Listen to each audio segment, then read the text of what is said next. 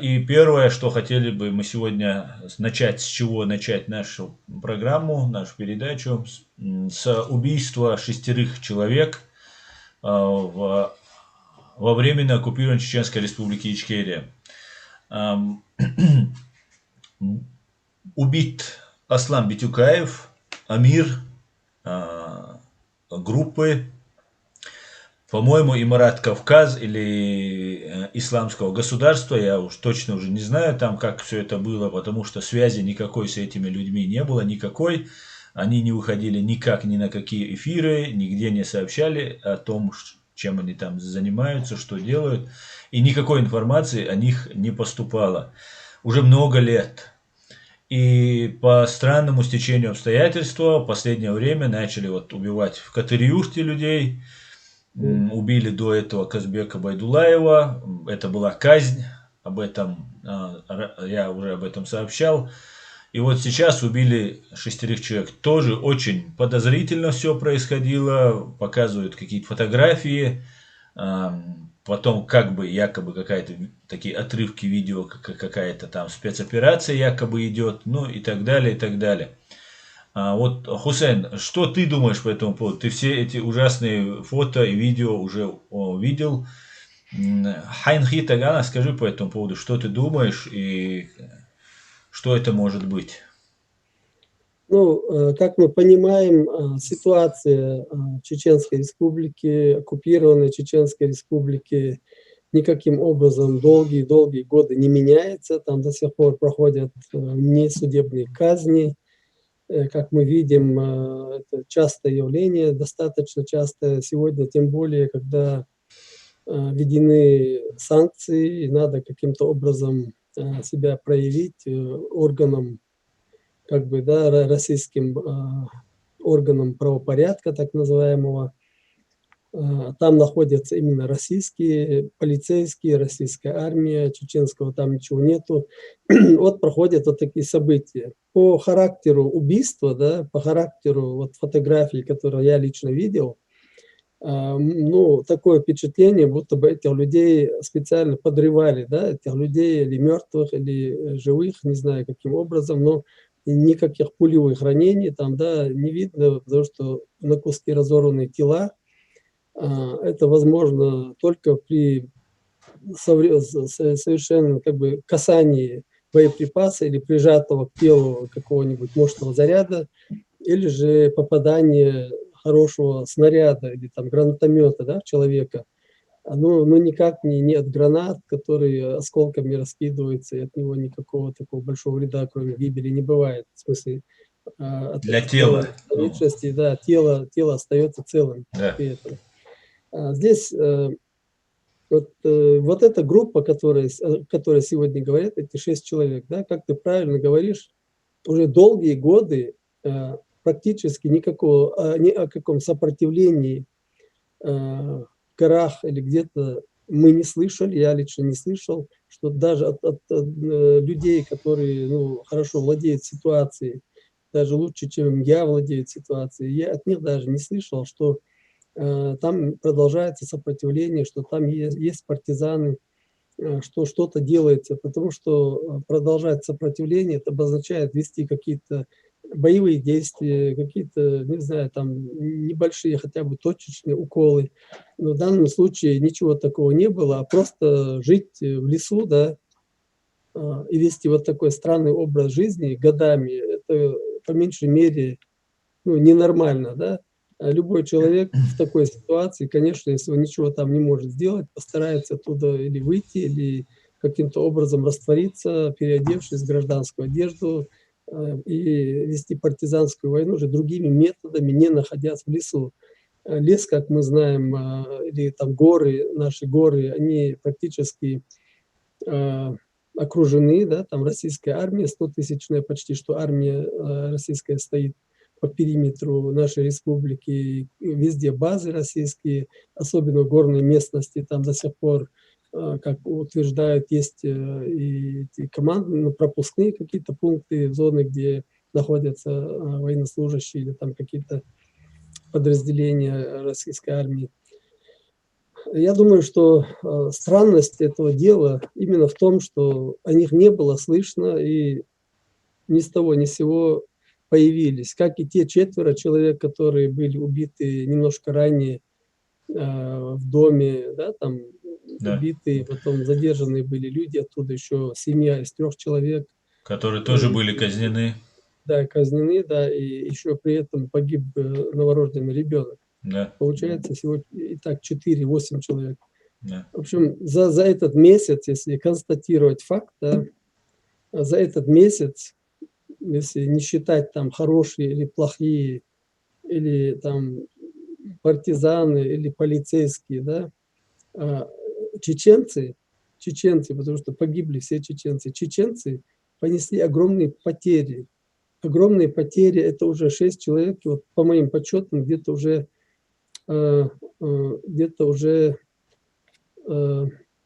6 и это И 6, 18 и человек. да. За Ну, месяц, да, за эти пару месяцев 18 человек погибло. Даже во время страшной русско-чеченской войны в день столько людей не погибало, в день. Сколько сейчас вот погибло, не то что в день даже, за более длительное время, но когда были в городе интенсивные боевые действия, конечно, там погибали люди. Потом уже при таких обстрелах населенных пунктов, ну, не гибли, по крайней мере, в таком большом количестве за один раз. причем не Так погиб что, ни один, как бы, этот да, полицейский не ранен, не коллаборант, погиб. да. Странно, это вообще странно. Я понимаю, если человек всю жизнь живет в лесу, всю жизнь ведет боевые действия, всю жизнь владеет этим оружием, спит, ест и все такое с этим оружием, естественно, этот человек должен уметь хотя бы прицельно стрелять, как минимум. А поразить на слух, поразить можно не обязательно видеть человека, да, видеть противника. Достаточно слышать противника и стрелять в его сторону, все равно кого-то можно там попасть. Эти попадают в партизан, как бы, да, как их называют они, бандитов, как их они называют, да, мы их так не называем. А те люди, которые с оружием в руках живут в лесу, которые вообще вот это умение владеть оружием, да, только это умение сдерживает их от гибели, только умение владеть оружием. Эти люди вообще не могут стрелять, это какой-то нонсенс. Да, А мы да. знаем, раньше были, я знаю много случаев, да, раньше, например, еще вот в 2003, 2002, 2004 годах было очень много случаев, и даже об этом в газете писали, когда полицейские, да, уже как бы перешедшие на сторону русских, работающих, вот эти э, люди, предатели, э, они проводили такую практику, ловили какого-нибудь человека. Я помню один случай, убили одну женщину молодую, которая приехала в Грозный, да, в то время для чего-то. Ее убили, и потом еще 2 убили, одели на них эти разгрузки, да, положили рядом автоматы и объявили, что эти были как бы боевики, пришли там воевать и так далее. Потом для того, чтобы получить себе звездочки или какую-то награду, да. Потом вот это было выявлено, что реально это было убийство этих людей, да, это не было никакой операции, не были эти люди никакими партизанами, чисто гражданские люди, выловленные, потом поддержали их какое-то время и убили. И Да. объявили просто партизанами. Вот таких вещей, таких случаев очень много. Очень много, в этом тоже мы должны все знать. Да, еще я обратил внимание на то, что м, как постановочные кадры, да, как где-то вроде бы как бы блиндаж, стоит человек с пулеметом, как вот этот один из них, из их командиров, который сам себя уже давным-давно отрек от чеченского народа. И стоит, говорит, это последний Амир, там он тут, он там сидит, я сейчас туда, и начинает стрелять с пулемета вот в этот блиндаж. Ну, И мы, ты зная, знаешь, Аслан, я тебя перебью, да, потому что если кто видел блиндаж, кто был в лесу, кто воевал, тот сразу поймет, что нет, никакой это не блиндаж, а блиндаж таким вообще у чеченцев никогда не было. Это какая-то, видимо, просто какая-то нора, да, обычная какая-то норка или какое-то углубление, или от зимы, от таяния снега может провалилась земля. Абсолютно там ни одного следа, ни одного пунктика, да, что обозначить, что это блиндаж, нету. Они просто ищут дураков, да, чтобы показать, вот какую-то дырку постреляли, и там кто-то находится. В этой дырке никто не будет жить. Блиндажи мы видели, как обустраиваются блиндажи, как в них жили, там должны быть рядом ну, как бы следы пребывания человека, да, что-то такое должно быть.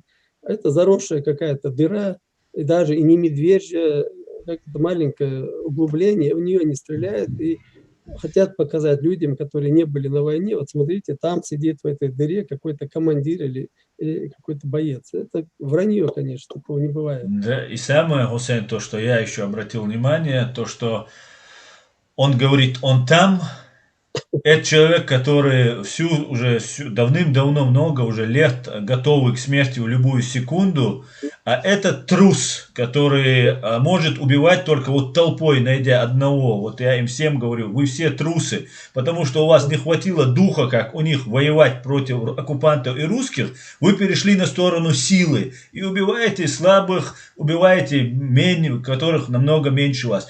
И вот этот трус стоит с этим пулеметом, делает такое видео, говорит, это последний Амир, там, ля-ля тополя, и начинает туда стрелять. Если бы там находился бы живой, хотя бы раненый, рядовой боец чеченского сопротивления, клянусь Аллахом, он бы близко не подошел бы к этой норе, блиндажу, норе, к чему бы это ни было. Он тут еще поговорил, постоял, потом подошел, пострелял, короче, и нам рассказывают сказки. Вы эти сказки будете, как Кадыров, который вот одним своим присутствием 1500 воинов разбегается чеченских, когда идет Кадыров. Вот так вы будете там друг другу эти сказки рассказывать. Мы вам ваши сказки не верим. Аминь.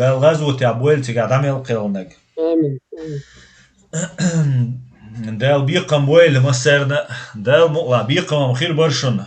Если бы они с одним Битюкаевым дело имели бы, Хусейн, или бы они с Джахаром Дудаевым или с Асланом Масхадовым дело имели, они имеют дело с чеченским народом, который за эти 300-400 лет, если они хотя бы в школе эту иногда книгу по истории открывали бы, знали бы, что за эти 400 лет Россия не смогла нас покорить.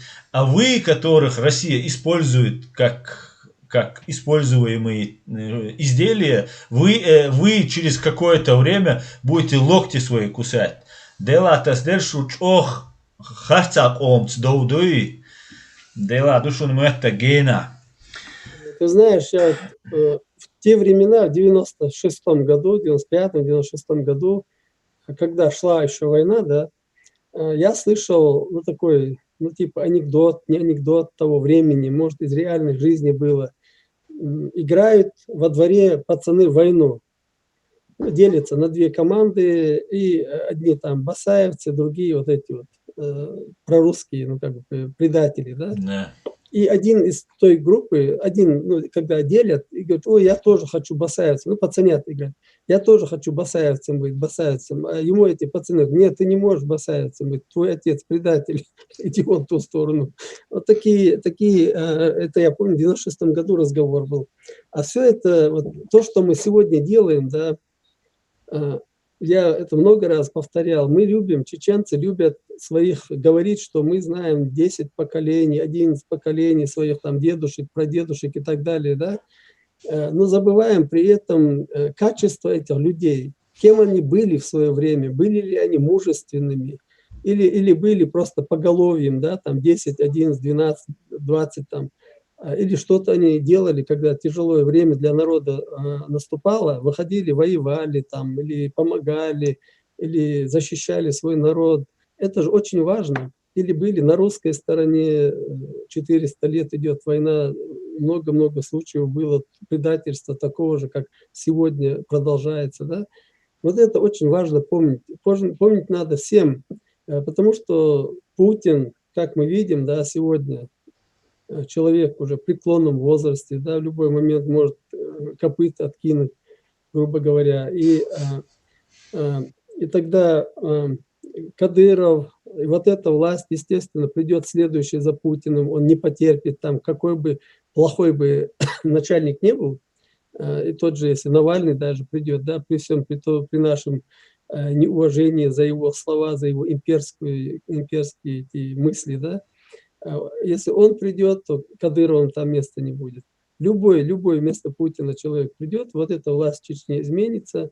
Даже если, например, не будет, ну, какое-то время еще, да, будет наш народ, наша страна будет под оккупацией, все равно они сменят там власть, потому что дальше вот с таким имиджем держать этих людей может только Путин и никто больше. И Да. вот надо думать этим людям сегодня, которые в полиции работают, судьи, которые вот фабрикуют уголовные дела, да, фабрикуют их следователи, уголовные дела, а судьи потом приводят под законодательство российское, да, и сажают людей на долгие-долгие сроки и отправляют в российские тюрьмы. Прокуроры, которые там работают, все люди, которые поддерживают систему, поддерживают оккупационную власть, эти люди должны быть наказаны, и они будут наказаны. Если не в этой, как бы, да, в жизни, но в любом случае, если даже люди, они умрут, ярлык, который они получили, да, имидж, который они сегодня получили, он перекинется на их семьи, на их внуков, правнуков и так далее. В чеченском обществе такие вещи не проходят даром. Это мы знаем по, например, по предателям Абрека Зелимхана, да, по предателям, которые предали Хасана Исраилова, и много-много таких случаев, где фамилии этих людей, имена этих людей до сих пор у чеченцев на языке. Да. Ничего, всему свое время, Хусейн.